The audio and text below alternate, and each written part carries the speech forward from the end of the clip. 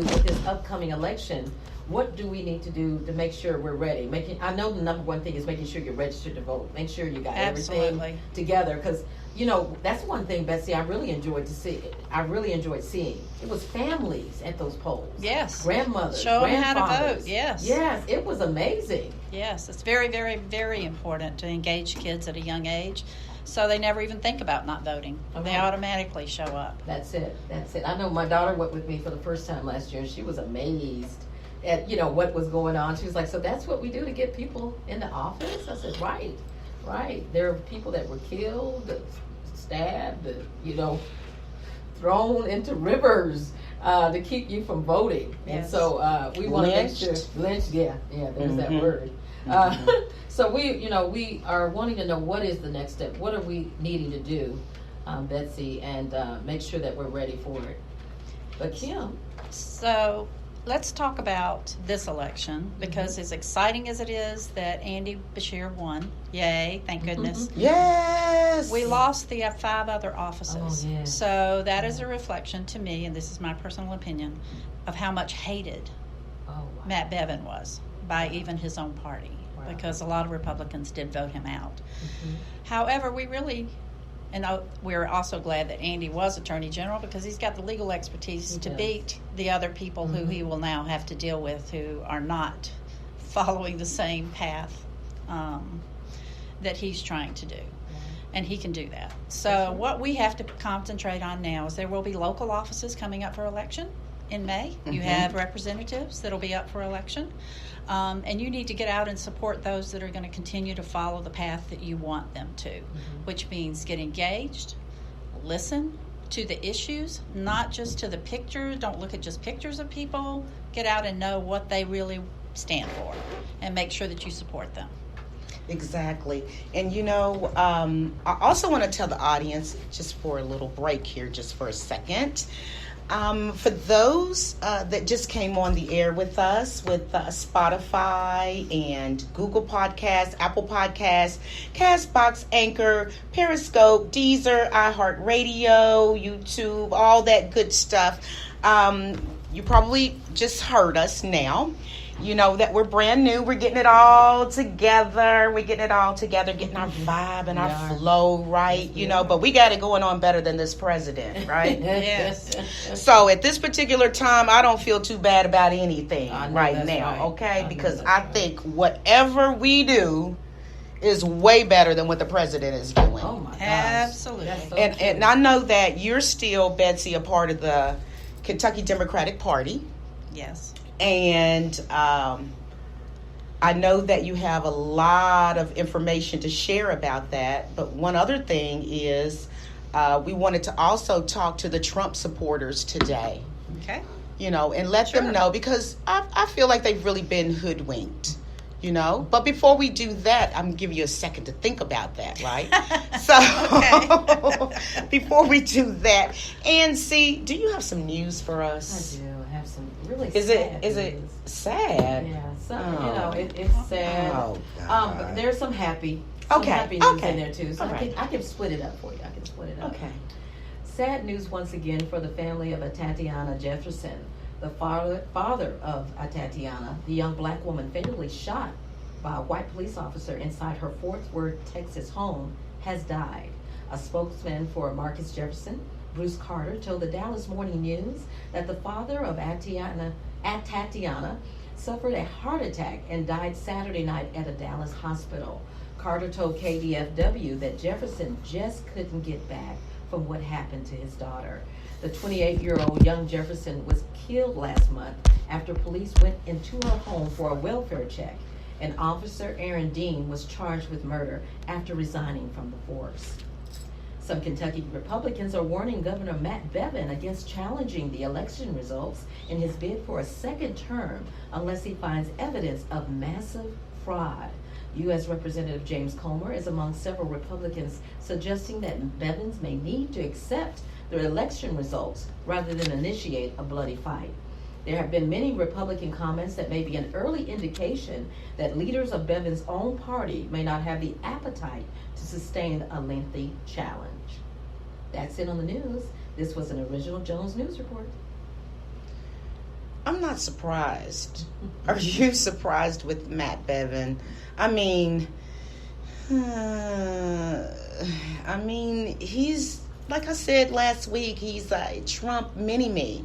Right. You know, and I just feel like I knew that was going to happen. Mm-hmm. I definitely knew that was going to happen.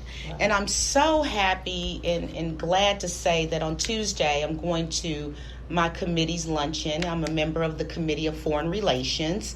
And Michael Cohen is going to be there. No, not Trump's attorney. Remember, there's another Michael Cohen that writes for the Washington Post, and he's also a contributor on MSNBC and NBC. There is another Mike Cohen, okay? And so he's going to be the keynote speaker, so I'm really interested in asking his opinion on some things as well. But talking to our Trump voters today, Yes.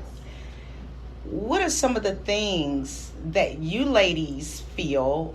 I can tell you what I've been hearing out in the streets, you know, but what are some of the reasons why they like Trump? And I'm really frankly tired of them always talking about these Midwestern areas, and they're always talking about the Trump supporter. They're always talking about, you know, let's find out, and, you know, and it's all about them. Every article is about them. You know, they put Hillary down, and I was a staunch Hillary Clinton supporter. I knew that she would be great for the job, and I knew that Donald Trump would be horrible for the job. And when he was announced the winner, I think I went into some type of anxiety, panic attack, where, I mean, I couldn't speak, I couldn't talk, I couldn't really have a good, happy conversation because I had a sense of foreboding.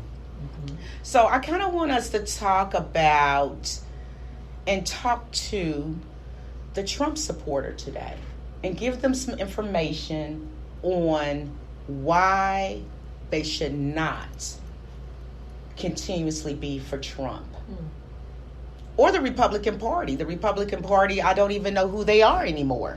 Do you? I was going to say that many years ago, the Republican Party was not anything that I was concerned about. I just voted for my issues. Right. And what has happened today is we have become so divided by the fact that we have people in this country who feel disenfranchised for a lot of different reasons, and we have not addressed that very well. So having Trump elected was a symptom of a bigger problem that we need to address and fix to be able to change it next time around. So, would you agree with that, Kimberly? I agree with that, Nancy. What are your thoughts? Mm-hmm. Well, I think that's the problem that we have that we didn't have before. People voted with their issues, you know, what things were going on in their homes. Yes. They were like, okay, I want the candidate that will stand up for me and my family, that will stand up for what we believe in, education,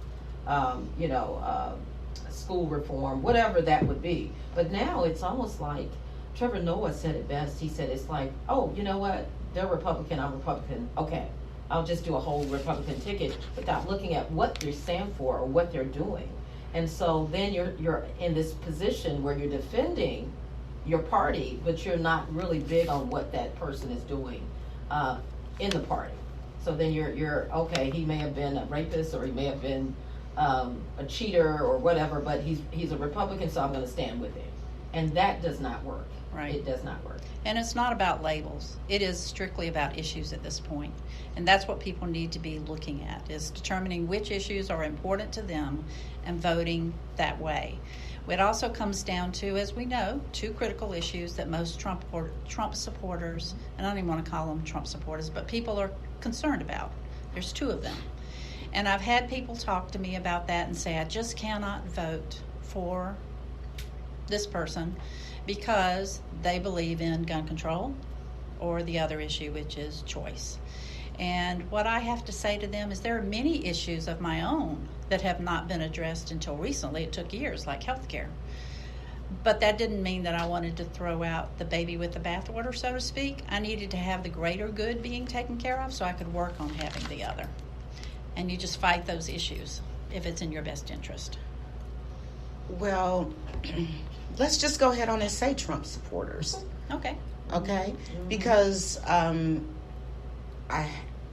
had several friends that voted for Trump, and I could forgive that in the beginning because, hey, they might have just done a straight Republican ticket and didn't really think about all these other things. But now at this point, after all of these years, it seems like 20, but it's only been like, 3? Right.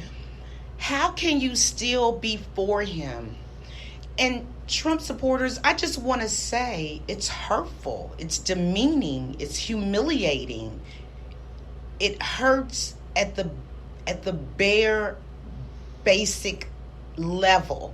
Because he's a racist. I'm going to say it. I mean, I don't have to hold back, okay? He's a racist.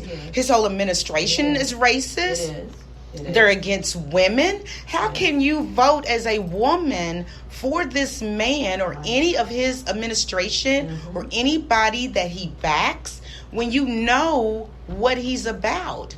He's a con artist. And I know a con artist when I see one. Yes. And he's done a good job conning people. He's a crook from way back. Yes, he's been crooking a long time. Yes. Okay? And when he was on The Apprentice, that's one thing. That's entertainment. Right. This is not entertainment. This is real life. This is affecting people. My daughter is an officer in the Air Force, and I have other cousins that are in the military as well. And do you know that when President Obama was president, I could wake up feeling happy. I could go to bed feeling happy. I'm still a joyful person, but there is in the back of my mind, there is that, I won't call it fear, but apprehension of what will he do next. We don't even have the weekends off. Remember how slow the news cycle was on the weekend? Yes. It was so slow. It sure was. It was, I mean, on the weekend, if you didn't get everything during the week, you could do catch up, right? But now it's like every single day. I'm exhausted. My mind is blown. Absolutely. My heart hurts. Yes. What are we to do, Trump supporters? We need you to say, stop it. Right. We need the Republicans to say, stop it. We need the Trump supporters to say, you know what? I might be against abortion, but hey, when these kids are here, what are we going to do? That's Right. That's right. I might be against this or that the Democrats say, but you know what? I'm totally against children being caged and raped and sodomized in what they call concentration camps at the border. You may say, I would never vote for a Democrat, but however, how can anybody stand for the leader of the free world when all across the world, they don't look at us in respect anymore? No, they don't. What just happened in It's terrible. Syria? Yes. He made a problem when it wasn't a problem. That's right. Yes, he did. And he's also affected our ability with all of the allies that we've had for 50 years. Or more. We're not number one anymore in helping people. Sure. And that actually makes us very weak. And it's very concerning. And my conversations with people who have supported Trump, which have been very difficult because they've been friends and family members, have been, look at the actual facts. Look at more than one source. Go beyond, I'm going to say it, Fox News. Go beyond Fox News and realize that it's opinion on those shows, not fact. So go to multiple sources and look and make up your own mind. But at this point, our voters have to be educated. There is no more, I just vote straight Republican. Right. I vote straight Democratic. You need to understand the issues and understand why they work together. How we're going to get everybody educated? Because I hate that saying about the low information voter. However, we're living in a time right now that everything's so fast, and if you don't give it to me in bullet points, I'm not reading it. Right. Right. Just like Robert Mueller, he said, read the report. Yes. Like, who's going to read that report? Like, I had to, go get some cliff notes, right? Sum it up for me, somebody. Yeah, right. We're not going to do that as a society anymore. Right, exactly. And we have to meet people where they are. So I think that there was a situation with Shep Smith, right? Yes, he resigned. Yeah. Yeah. He was From the Fox only News. actual